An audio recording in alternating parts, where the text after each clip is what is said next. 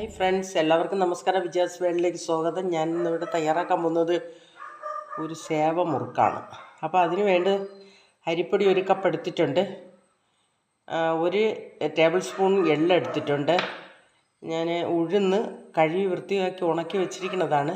ഒരു കപ്പ് ഉഴുന്ന് എടുത്തിട്ടുണ്ട്. നമുക്ക് ഈ ഉഴുന്ന് ആദ്യം തന്നെ ഒന്ന് നന്നായിട്ട് പൊടിച്ചെടുക്കാം.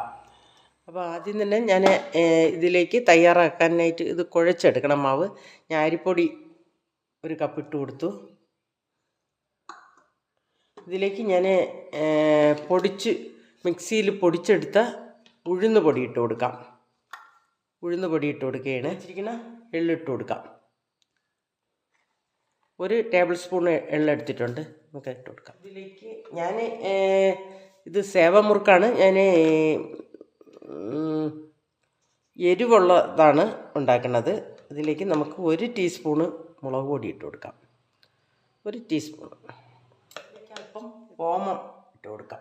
ആവശ്യത്തിന് ഉപ്പിട്ട് കൊടുക്കാം. നമുക്ക് വെള്ളമൊഴിച്ച് ഒന്ന് കുഴച്ച്, ആവശ്യത്തിന് വെള്ളമൊഴിച്ച് നന്നായിട്ടൊന്ന് കുഴച്ചെടുക്കാം. മിക്സ് കുറച്ചുകൂടെ വെള്ളം ഒഴിച്ച് കൊടുക്കാം.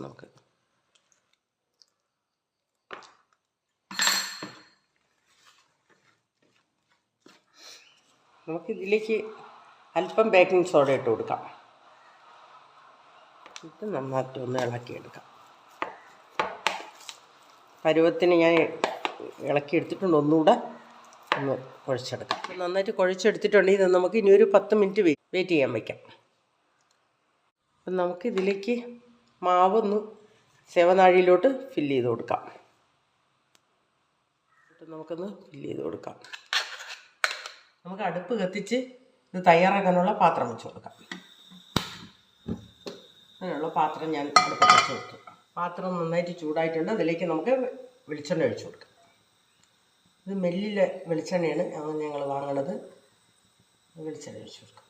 വെളിച്ചെണ്ണ നന്നായിട്ട് ചൂടായിട്ടുണ്ട്. ഇതിലേക്ക് നമുക്ക് പിഴിഞ്ഞൊഴിച്ചു കൊടുക്കാം.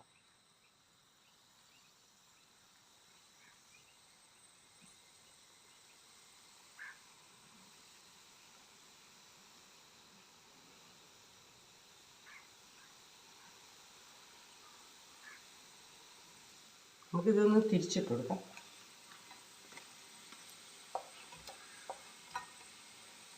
നമ്മുടെ മുറുക്ക് റെഡി ആയിട്ടുണ്ട്. നമുക്ക് ഈ പാത്രത്തിലോട്ട് മാറ്റാം.